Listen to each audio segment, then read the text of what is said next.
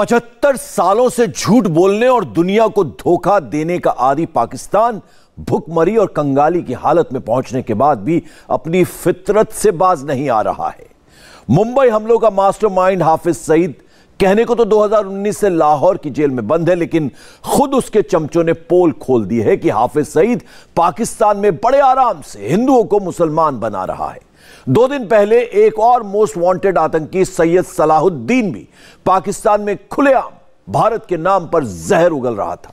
आतंक से इस याराने के चलते ही पाकिस्तान आज कौड़ी कौड़ी के लिए मोहताज है, लेकिन सुधरने को तैयार नहीं है। पाकिस्तान में छुट्टा घूम रहा है हाफिज सईद। हिंदुओं से भरा हुआ है वो इलाका। 7 खानदान हाफिज सईद साहब हाफिज़हुल्लाह के हाथ पे बैत करके मुसलमान हुए किसी जिद के बगैर। वो एक ईद उन्होंने वहां खुद मनाई। जेल नहीं सिंध की सैर पर है आतंकी सरगना। दुनिया को धोखा दे रहा है पाकिस्तान। ये आप कब की बात कर रहे हैं? ये जब पिछले दिनों सैलाब आया बड़ा जबरदस्त, यानी तब हाफिज सईद साहब सिंध में मौजूद थे। सिंध में मौजूद। भुखमरी के हाल में भी पाकिस्तान का आतंकी प्यार। तुम लोग जितने भी कुर्सियों वाले हो ना, बंदे के पुत्र बन जाओ। ये आवाम को बेवकूफ बनाना बंद करो। जो सीट पे बैठा है क्या उसको इस चीज की शर्म नहीं है कि हम अब लूटना बंद करें? पाकिस्तान के विदेश मंत्री बिलावल भुट्टो पूरी दुनिया में घूम घूम कर अपने देश में आतंकवाद का रोना रो रहे हैं। पाकिस्तान के रक्षा मंत्री अफगानिस्तान में तालिबान के हाथ जोड़ रहे हैं कि हमें आतंकियों से बचाओ, लेकिन खुद अपनी जमीन पर पाकिस्तान क्या कर रहा है, इसकी पोल एक बार फिर खुल गई। ये हाफिज सईद जो इनके हैं मतलब मोस्ट वांटेड, उनका नंबर है मेरे पास। वैसे कभी कभार ना मेरे वो स्टेटस को भी देख लेते हैं, तो मैं उनको फोन करता हूँ। जेल में नहीं थे, हमने तो उनको 31 इयर्स के लिए जेल में नहीं डाला। हाफिज सईद और ये मसूद अजहर और ये इस तरह के लोगों का तो ना बताइए ना कि आपके स्टेटस चेक करते हैं। लेकिन भारत और दुनिया का most wanted terrorist Hafiz Saeed कहने को तो जेल में बंद है। उसे लाहौर की high security Kot Lakhpat jail में रखा है। 2019 से ही वो सजा काट रहा है। 2022 में उसे 32 साल की सजा सुनाई गई। लेकिन सच ये है कि खूंखार आतंकी आज भी पाकिस्तान में आजाद घूम रहा है।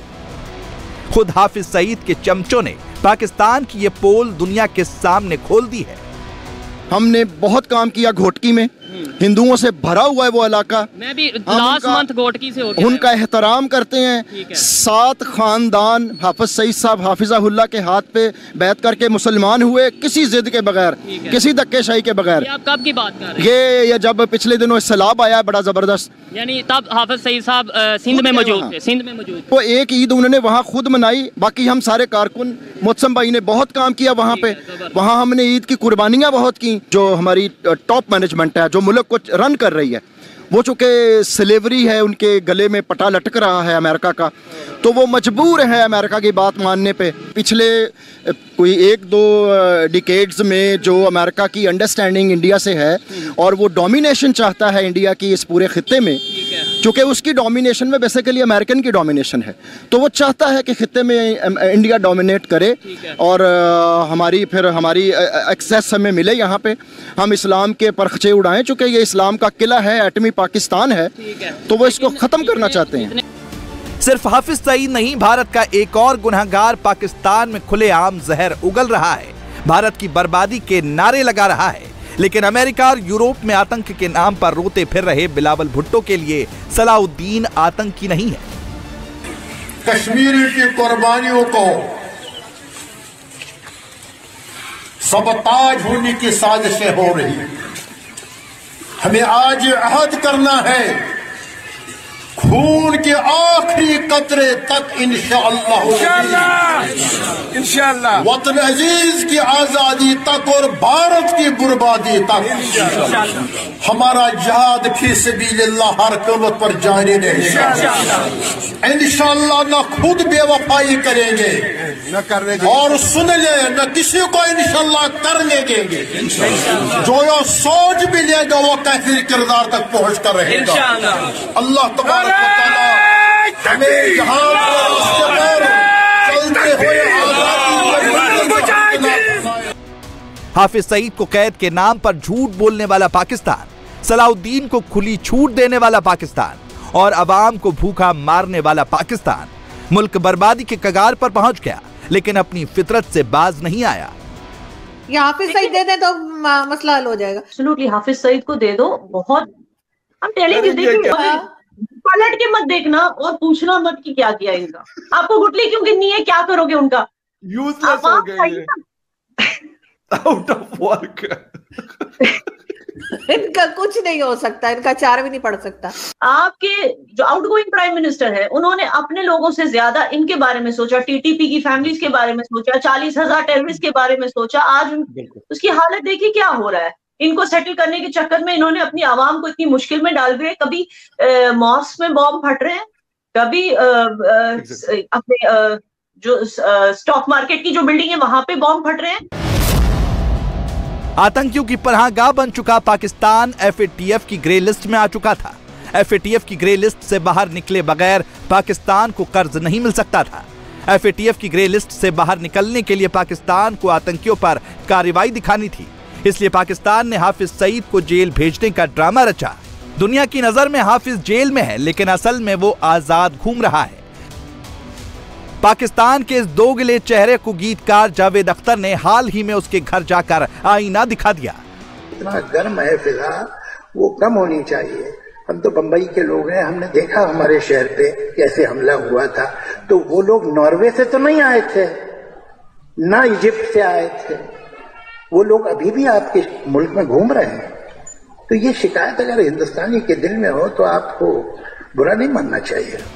दुनिया जानती है, भारत सबूत दे चुका है कि भारत की धरती पर खून बहाने वाले आतंकी पाकिस्तान में पलते हैं, हीरो बनाए जाते हैं। दुनिया भर में घड़ियाली आंसू बहाने वाले पाकिस्तानी हुक्मरानों का सच अब तो खुद पाकिस्तानी आवाम भी जान गई है। मेरा ये क्वेश्चन ये है कि आपकी कौम को जिहाद की जरूरत है? अब तो तालिबान ने भी जिहाद का नारा छोड़ दिया, लेकिन आपने उनको जिहाद उनके मुंह में फीड किया, उनको दिया है। आप कभी टीएलपी बनाते हैं, कभी टीटीपी बनाते हैं, कभी लश्कर तैयबा बनाते हैं, कभी आप कुछ बनाते हैं, कभी कुछ बनाते हैं। आप पाकिस्तान इस चीज को अफोर्ड कर सकता है ना? सियासतदानों को पता है कि हमने कहां जाना है। हमारे जैसे लोग अब आज परेशान है कि what is the future of Pakistan. ज्यादा दिन नहीं हुए जब पाकिस्तान में तालिबान के लिए गीत गाए जा रहे थे, लेकिन अब यही तालिबान खुद पाकिस्तान की जान का दुश्मन बन बैठा है। पाकिस्तानी तालिबान ने कराची पुलिस हेडक्वार्टर पर खून की होली खेली, पेशावर की मस्जिद में पुलिस वालों के चीथड़े उड़ा दिए, खैबर पख्तूनख्वा के बन्नू में पुलिस वालों को गोली से उड़ा दिया।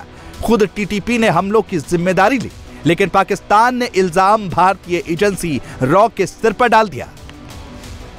खुले आम इस वक्त एस्टेब्लिशमेंट को कसूरवार ठहराया जा रहा है। आईएसआई इंटरनल विंग को इन दहशतगर्दी की कार्रवाइयों का कसूरवार ठहराया जा रहा है। ये जो खबरें हैं ये मुझे रावलपिंडी से फौजी अफसरान की तरफ से जीएचक्यू के अंदर जो मौजूद हैं उनकी तरफ से आना शुरू हुई। कराची के तमाम हालातों वाकयात को वो समझते हैं, ठीक है जी। और ये जो कराची के अंदर जो कुछ भी हो रहा है, उन्होंने मुझे हल्फिया ये बयान दिया कि ये सारे का सारा ड्रामा है, ये स्टेज ड्रामा किया गया है। सुप्रीम कोर्ट इलेक्शन पर हुक्म देने की तरफ जा रही थी तो कराची में हमला कर दिया। लगता है दहशतगर्द भी टीवी देखते हैं। नीचे हंसते हुए ये सीनियर एक हमारे ब्रिगेडियर साहब रिटायर, उन्होंने लिखा है क्या आप अब भी यही समझते हैं कि ये रॉ ने हमला करवाया है? तालिबान पाकिस्तान को मिटाने पर तुला है। तालिबानी लड़ाकों की फौजें पाकिस्तानी जमीन में लगातार घुस रही हैं। ये अंजाम उसी नीति का है जिसे पाकिस्तान ने 75 सालों से अपनी विदेश नीति बनाकर रखा है। भारत के दुश्मनों को बगल में बिठाने वाला पाकिस्तान दुनिया भर में घूम घूम कर तालिबान का रोना रो रहा है। For us in the region and the international community is the potential security threat and terrorist threat emanating out of Afghanistan. Then there's a whole alphabet soup of terrorist organizations that have and still do base themselves out of Afghanistan. Be there the Tehreek-e-Taliban Pakistan, the Baloch Liberation Army, Al-Qaeda, the ETIM, and I could go on. And I would like the international community to act preemptively rather than reactively after the nightmare scenario. Bharat से दुश्मनी के चक्कर में आतंक की इसी नीति ने पाकिस्तान को कहीं का नहीं छोड़ा। अफगानिस्तान भी अब उसका पक्का दुश्मन बन चुका है। ईरान भी पाकिस्तान को देखना नहीं चाहता और सीपैक पर होने वाले आतंकी हमलों से चीन भी चिढ़ चुका है। चाइना हमारी सपोर्ट नहीं कर रहा, वो कहता है कि जी पहले अपने हमसायों से तल्लुकात सही करें।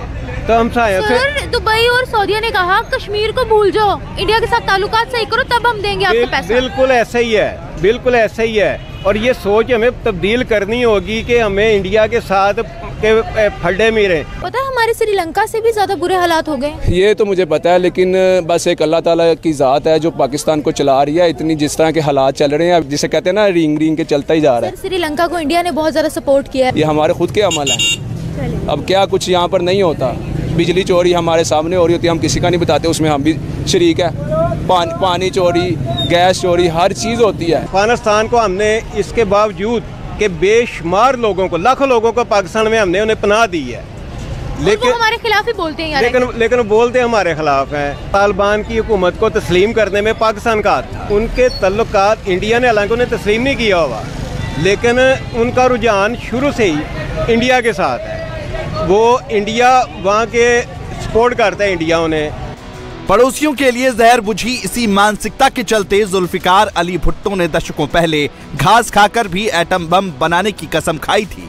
वो कसम आज पूरी हो रही है। एटम बम तो मिल गया, लेकिन पाकिस्तान के पास खाने के लिए अब घास ही बची है। आज से 10 साल पहले की ग्रोथ और अब की ग्रोथ तो पाकिस्तान ने बहुत ज़्यादा डिक्लाइन की तरफ का रुख किया, तो आखिर ऐसा क्यों है? स्टेटमेंट की तरफ जो फेमस है भुट्टो साहब की कि हम घास भी खानी पड़ी तो हम खाएंगे लेकिन एटम बम बनाएंगे, तो वो एटम बम तो खैर बन गया और अब पाकिस्तान घास खाने वाले उसमें आ गया है। 75 इयर्स इंडिया ने भी लगाए हैं अपनी कंट्री में और उन्होंने ग्रो किया है। वहाँ फौज का जो काम था वो सिर्फ सरहदों तक ही महदूद था, इंटरनल पॉलिटिक्स में नहीं था। यहाँ बदकिस्मती से देख लें, अभी तक आपका एक प्राइम मिनिस्टर अपनी मुद्दत नहीं पूरी कर सका। तो सबसे वर्स्ट डेमोक्रेसी भी हो ना, वो फिर भी और डिक्टेटरशिप से बेहतर होती है। मोदी का बयान आता है कि ठीक है भाई, हम चाहते हैं कि आपके साथ हम अपने हमसाए मुल्क के साथ बातचीत करें। किससे करें? वहाँ कौन पावर में है? आर्मी चीफ है, वजीर आज़म है, कौन है? तो हम बहुत पीछे हैं उनसे, चाहे वो इंडिया हो चाहे दूसरे हों। इंडिया जो है हमारे साथ आज़ाद होकर 5वीं बड़ी इकॉनमी बन गया, लेकिन पाकिस्तान जो है वो इस वक्त हमारे हुक्मरान ये कहते नजर आ रहे थे कि हम डिफॉल्ट होने वाले। तो हमारी गवर्नमेंट नहीं टिकती, कोई भी किसी को 5 साल पूरे करने नहीं दिए जाते। और अगर पीछे बात करें जमहूरियत तो हमारी रही नहीं है, डिक्टेटरशिप रही है। पाकिस्तान में भुखमरी का आलम है, मुल्क डिफॉल्ट हो चुका है। खुद शहबाज सरकार के मंत्री भी मान चुके हैं। ऐसे माहौल में इमरान कुर्सी पर अपनी दावेदारी ठोकने के लिए पूरा मुल्क आसमान पर उठाए हैं। हम अपने मुल्क के लिए बाहर निकले हुए हैं। अब तो खान से आगे निकल गई है बात, ये पाकिस्तान पे आ गई है बात। आपने मुल्क का बेड़ा गर्क कर दिया, लोग भूखे मर रहे हैं। हमने भी जवाब देना अल्लाह को कि जब ये लोग भूखे मारे थे, जब लोगों को खुदकुशी लोग कर रहे थे, तो हमने क्या किया उनके लिए? एटलीस्ट हम कह सकते हैं कि हमने कोशिश की थी। हम वो कोशिश कर रहे हैं अपनी, क्योंकि जो आवाम को डराते हैं, धमकाते हैं कि हम जेलें भर देंगे, आपको जेलों में डाल देंगे, तो आवाम ये बताने के लिए आई है कि हमें डर खौफ नहीं है, हमने खौफ के बुत तोड़ दिए हैं। आपको क्या लगता है कि आवाम को डरा देंगे, धमकी लगा के बंद कर देंगे, गिरफ्तार करके? तो गिरफ्तार करो, आवाम खुद आई गिरफ्तारी देने के लिए, आप गिरफ्तार करो, लेकिन हम अपने हक से, अपने मुतालबे से पीछे नहीं हटेंगे। पाकिस्तान में आज जो हो रहा है वो उसके कर्मों का ही नतीजा है। अफसोस बस ये है कि फिरका परस्त हुक्मरानों के किए की सजा गरीब आवाम को भुगतनी पड़ रही है। इंडिया टीवी हर वक्त हर जगह डाउनलोड करने के लिए सर्च करें India TV news Google play store या ऐप स्टोर पर।